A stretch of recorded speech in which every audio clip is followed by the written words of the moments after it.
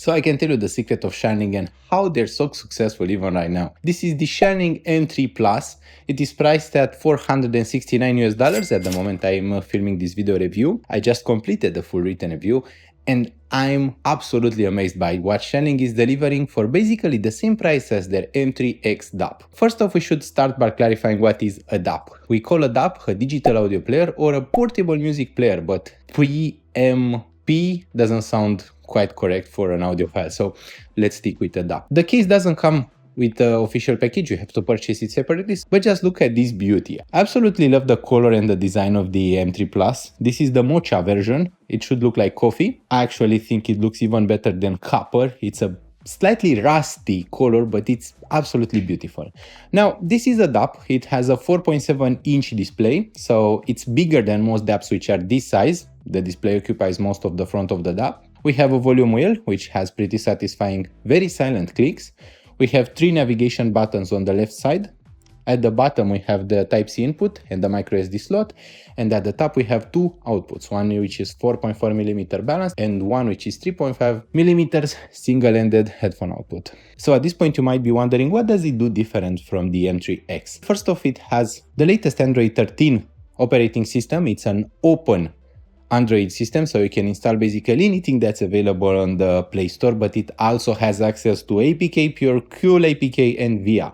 All of those are installed by default by Shanling. Play Store integration is perfect, which means that you have access to Tidal, Qobuz, any streaming service, even games. At 4.7 inches, the display is not exactly made for games, but the 665 Snapdragon CPU should be able to handle any games. We have the Shanling Music Player, which is a pretty popular face at this point.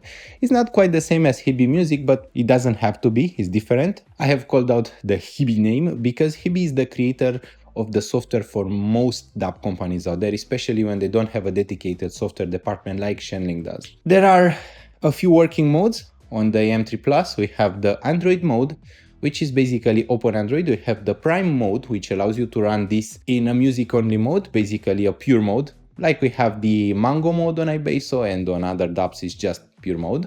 We also have a USB DAC function, which works pretty well, although I did notice something odd. When you first hit play on the USB DAC mode, it has between 50 and 100 milliseconds of delay. After it's been playing for a while, that delay drops to about 10 milliseconds, which is not noticeable with most content, which I found weird. Why does it do that? It should be fixable. I think that it has a pretty large buffer, and once you hit stop, that buffer empties and then it waits for the buffer to be full again before it resumes real-time playback. So something you have to take into account if you rely a lot on the USB DAC function. From experience, most people purchasing those don't really use the USB DAC function. It's just me as a reviewer because it's much more comfortable to have it acting as USB DAC while I'm sitting at the computer. But it's not so needed these days. We also have the Bluetooth amp mode, the situation in which it becomes a Shanling UP6. This guy right here, this is the Shanling UP6. The M3 Plus will always have a better sound, but it's almost 4 times the price, so you can expect a better sound from it. We also have AirPlay, which allows you to use the AirPlay function. We have a quad DAC integration, and this quad DAC integration is quite surprising because you can run it in dual DAC as well. The system is fully balanced. And one of the more surprising things, the differences between low, medium and high gain are really large. So when you use the high gain versus low gain, you get a highly increased output power. It's like 50 milliwatts versus 200 milliwatts versus almost 800 milliwatts. So be careful with those gain levels. Don't use high gain directly with IAMs because you might notice a higher noise floor and also a sound which may be a bit too loud.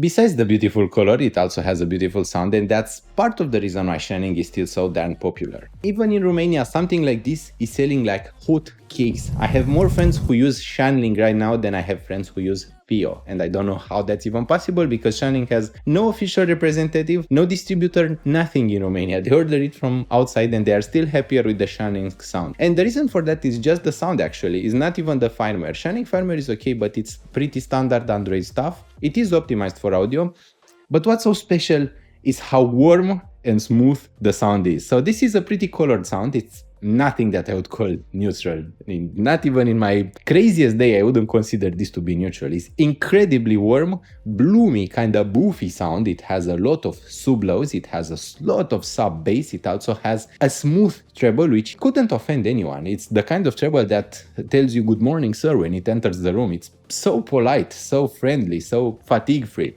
And then we have a pretty vivid, pretty full of life mid-range. This kind of presentation actually emphasizes with most music. Most music will just sound so dynamic, so complex, and so complete with it. This is how Shanling is conquering the world, by having a bit of extra bass and a bit of less treble. Is it perfect? Well, nothing is perfect in this world. What it is, it's super enjoyable.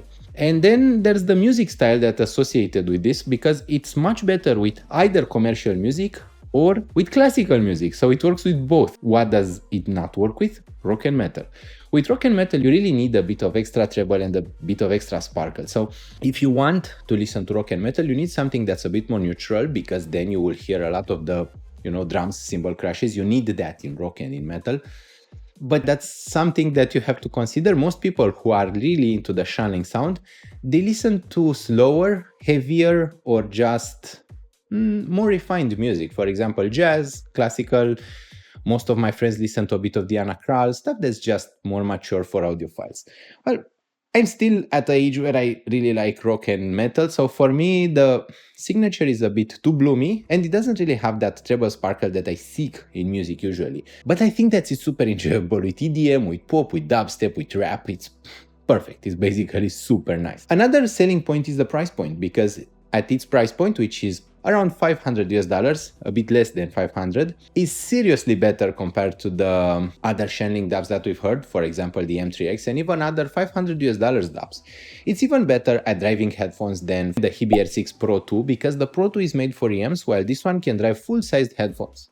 We have here the Harmonic Dyne Baroque, which is not necessarily easy to drive. It is a pretty large headphone, and M3 Plus is able to drive it even below volume 75 out of 100. So it is very powerful. That's another huge selling point for the M3 Plus. I couldn't hear any kind of background hissing or noise with EMs, so for me it's basically a pretty good deal. At this point, if you are looking for a warm, for a smooth, and for a relaxing type of sound, the M3 Plus, it will be like a top choice. You don't even have other choices which would be much better for this type of signature. What it won't do, it will not provide you with a crisp or bright sound. It is not bright, and it will not give you the most rock or metal biased sound. It will give you a sound which is biased towards jazz, towards classical, towards music which is typically slower, heavier, and more refined, because that is how it sounds, very refined. Do I recommend the M3 Plus?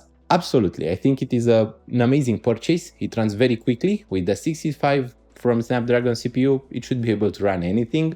Android 13, once again, latest Android version, a big plus. I think it's not necessarily the latest Android, but it's the latest big one. When Tidal gets updated, when other apps get updated, they will usually have support for Android 13 for about 5 to 6 years from now. Android 11, which is still used in some newly released apps, may get dropped a bit sooner, in 2 to 3 years. So if you want to future-proof, if you want to proof your purchase, then you should totally consider the Shanling M3 Plus. Thank you so much for watching. I hope that if you are having fun, you will subscribe to the channel and like this video.